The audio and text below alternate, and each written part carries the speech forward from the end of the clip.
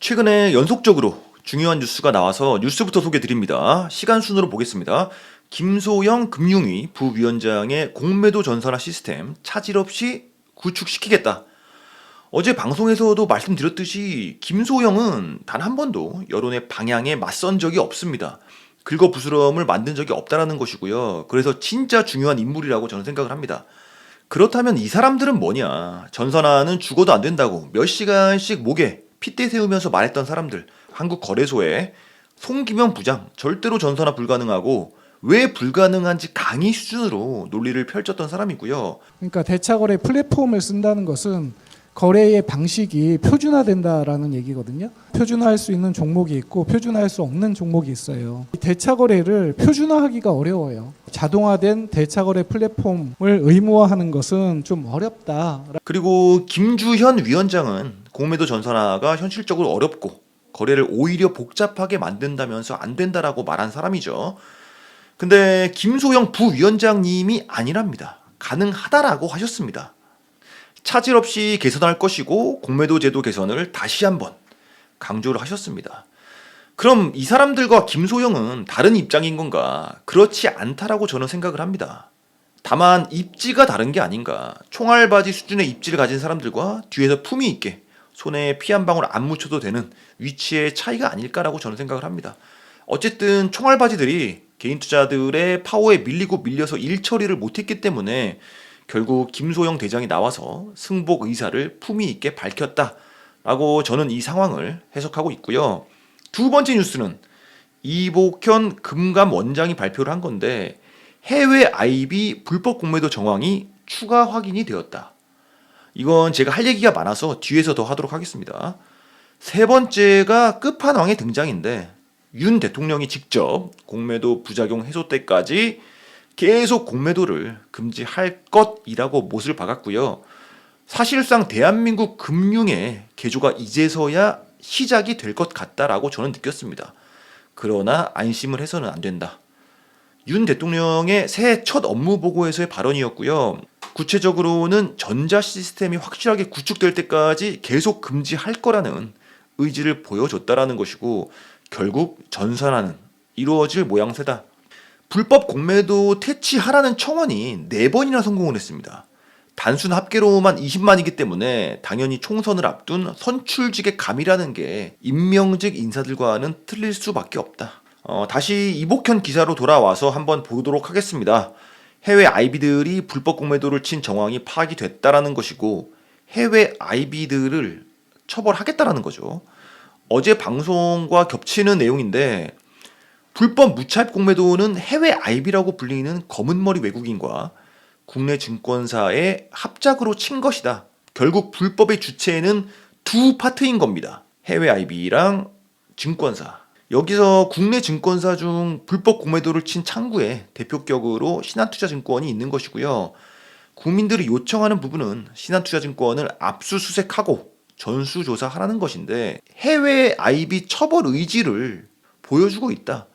공매도 전산화도 되고 해외 IB도 처벌이 되는데 신한투자증권 전수조사 이야기는 아예 없다라는 건데 이게 문제라는 거죠. 신한에서도 이미 불법을 한 기록을 숨겼거나 삭제를 했을 수도 있겠지만 전수조사를 해서 삭제했으면 삭제를 했다라는 로그 파일이라도 좋으니까 수사를 먼저 하고 또 그 내용을 공개해달라는 겁니다. 신한투자증권 전수조사 하라는 국민청원도 성공을 했는데 도대체 안 하는 이유가 뭔가? 안 하는 이유라도 설명을 듣고 싶다. 불법 공매도 사태의 폭풍의 눈이라고 여겨지는 신한투자증권만 평온함을 유지하고 있는 이 상황이 말도 안 되는 거고요. 신한은 다른 증권사들과는 달리 대표가 연임을 한다라고 합니다. 이 결정도 납득이 전혀 가지 않는다. 해외 IB랑 짬짬이로 불법 공매도를 쳐서 한국 증시에 엄청난 물의를 일으켰고 불법 라임 사태 때문에 벌금도 물었고 PBS 부서 책임자가 실형 8년을 받은 사건도 있었는데 PBS 부서가 폐지가 되는 게 아니라 축소되는 데 그치고 총 책임자인 대표는 연임을 한다. 어떤 권력을 신한이 쥐고 있기 때문에 가능한 행보인지 1700만 투자자들은 이게 너무나도 궁금하다. 참고로 PBS 사업부서가 증권사 내에서 해외 펀드랑 해지 펀드를 담당하는 부서고요. 신한투자증권의 불법 사모펀드 사태랑 불법 공매도의 주체라고 볼 수가 있다는 겁니다.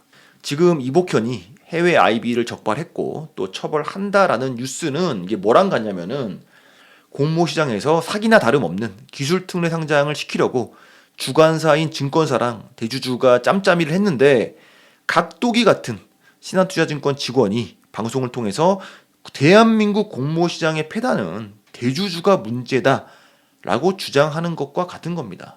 같이 불법을 저질렀는데 자기한테 화살이 오니까 같이 사기친 파트너를 밀어넣으면서 나는 잘못이 없다라고 하는 뻔뻔하고 파렴치한 태도고요. 공모시장에서도 증권사는 대주주랑 짜고서 사기를 친 것이고 무차입 공매도 사건에서도 증권사들이 검은머리 외국인이랑 짜고 사기를 쳤기 때문에 제일 나쁜 놈은 두 불법 행위에 모두 해당되고 설계자 역할을 했던 증권사 그중에서도 신한투자증권이 가장 나쁜 놈이라는 겁니다. 그래서 전수조사를 해야 된다는 겁니다. 근데 화살이 자기 쪽을 향하니까 해외 IB를 밀어넣고 또 대주주를 밀어넣는 모습이 제 눈에는 매우 교활해 보이고요. 당연히 해외 IB랑 대주주도 처벌을 받아야 되겠죠. 근데 대주주들은 처벌을 받는 경우가 왕왕 있습니다. 근데 증권사들은 늘 너무나도 잘 피해가고 있고 처벌도 솜방망이 처벌만 받고 있고요. 지금도 역시 피해가기 위해 꼼수를 쓰는 게 보인다. 다시 한번 말씀드리지만 1,700만 개인 투자자들이 원하는 것은 신한투자증권 압수수색입니다. 그리고 히스토리를 삭제를 했으면은 삭제한 로그 파일을 공개하라. 해외 IB나 대주주를 적발해서 벌 주는 것은 특정 사기꾼을 벌 주는 작은 차원이지만 증권사를 벌 주는 것은 고착화된 불법 시스템 자체를 붕괴시키자는 차원이기 때문에 진짜 중요한 것은 칼날이 증권사를 향해야만 한다. 고로 신한투자증권이 저지른 죄질에 맞게 처벌을 받아야만 하는 것이고 다시는 똑같은 짓 못하도록 PBS 부서는 폐지를 시켜야 한다. 다른 이름으로 설립을 해서도 안 된다. 신한금융투자에서 신한투자증권으로 이름만 바꾼다고 저지른 범죄의 기록이 사라지지 않습니다. 이 수많은 논란 속에서도 신한투자증권의 입장이 참으로 황당한데 사모펀드 이슈 이후 PBS 부서를 축소하긴 했지만 철수할 계획은 없다. 지금 문제없이 운영 중이라고 말을 했습니다. 제 귀에는 지금은 분위기상 숨어 있지만 다시 기회를 노릴 것이다 라는 소리로 들리고요. 앞으로 얼마나 건전하게 운영할지는 모르겠지만 이제까지 해왔던 범죄에 대한 책임은 져야 되기 때문에 신한투자증권 PBS 부서는 철수를 하는 게 맞다라는 게 F킬라의 생각입니다. 지난 이틀간 올라온 3개의 뉴스를 살펴봤고요. 만족스럽진 않지만 어쨌든 바람의 방향이 바뀌고 있는 게 느껴진다. 그리고 오늘의 주제입니다. 배터리 아저씨의 인터뷰 영상이 올라왔는데 세계일보 채널에서 풀 영상을 보실 수가 있고요. 링크는 본문과 댓글에 걸어 놓도록 하겠습니다. 수많은 분들이 가칭 금융개혁당 창당에 큰 기대를 갖고 계시기 때문에 너무나도 중요한 인터뷰였다. 너무 많은 국민들이 금융개혁당에 기대를 하고 있기 때문에 오히려 창당이 유예가 될 수 있다라는 내용이었고요. 그 이유는 소규모 비례정당을 구상을 했었는데 규모가 훨씬 커지게 되면 준비할 것이 그만큼 더 많이 필요할 것이다 라는 거죠.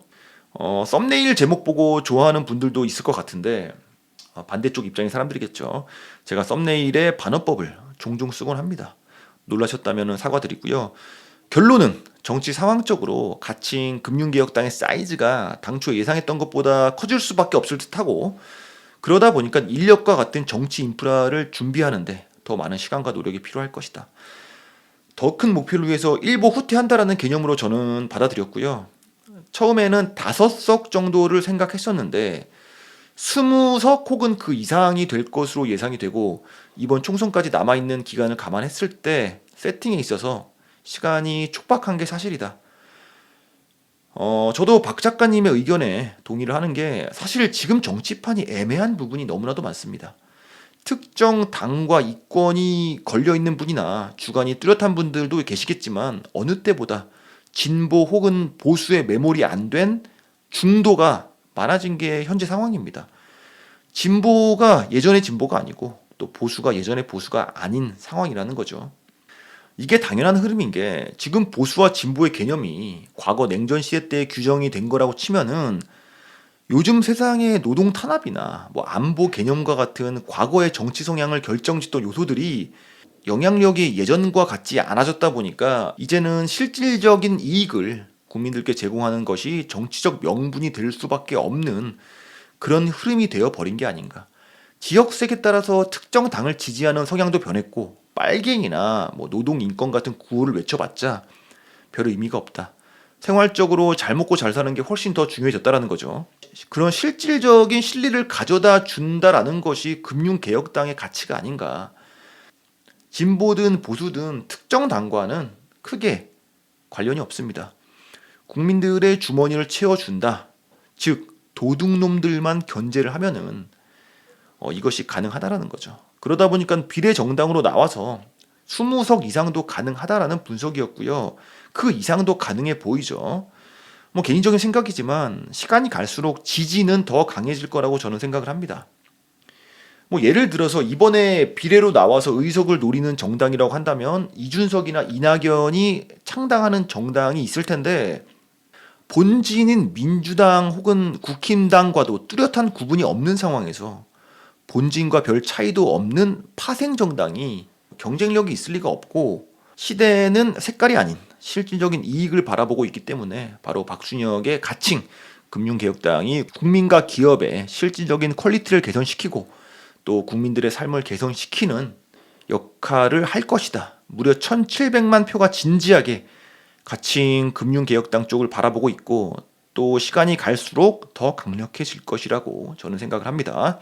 주식시장이 선진화가 돼서 1,700만 투자들이 안전하고 건강한 금융 환경에서 투자를 하게 된다면은 실제로 삶이 개선될 수밖에 없겠죠. 충분히 납득할 만한 내용의 방송이었다. 박순혁 작가의 가장 최근 방송이자 여러분들이 관심을 갖고 있는 정계 진출에 대한 방송이어서 요약을 해봤고요. 궁금하신 분들은 풀 영상 시청을 바랍니다. 오늘은 여기까지고요. 도움이 됐다면 구독과 좋아요 부탁드립니다. 감사합니다.